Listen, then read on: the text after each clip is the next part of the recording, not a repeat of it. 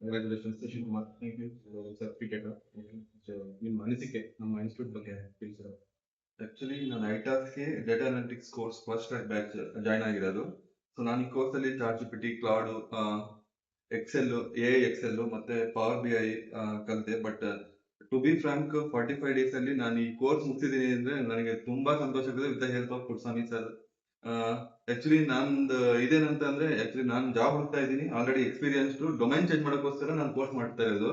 But people who are searching for job and domain change ಮಾಡ್ತಿದ್ದಾರೆ ಅಂದ್ರೆ ಇದು best platform ಅಂದ್ರೆ ಕೋರ್ಸ್ ಮಾಡ್ಲಿಕ್ಕೆ. ನಿಜವಾಗ್ಲೂ ಸರ್ ತುಂಬಾ ತುಂಬಾ ಥ್ಯಾಂಕ್ಸ್. ವಿತಿನ್ 45 days ವಿತೌಟ್ ಏನು ಪ್ರಾಬ್ಲಮ್ ಇದ್ದೇನೆ ಮುಗಿಸ್ಕೊಟ್ಟಿದ್ದೀರಾ. ಥ್ಯಾಂಕ್ಸ್ ಅಲ್ಲ ಸರ್. ತುಂಬಾ ಸಂತೋಷ.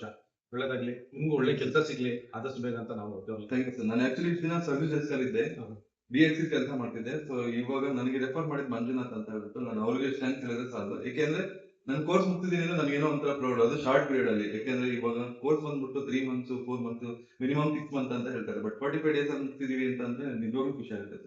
ನಮ್ಮಲ್ಲೂ ಇದೆ 6 months ಟ್ರೈನಿಂಗ್. ಬಟ್ ಅಂದ್ರೆ ಅದ್ರಲ್ಲಿ ಇನ್ನೂ ವಾಸ್ಟ್ ಇರುತ್ತೆ, ಮತ್ತೆ ಪ್ರಾಜೆಕ್ಟ್ ಜಾಸ್ತಿ ಇರುತ್ತೆ, ಇನ್ನು ಬೇರೆ ಬೇರೆ ತರ ಪ್ರಾಸೆಸ್ ಇರುತ್ತೆ.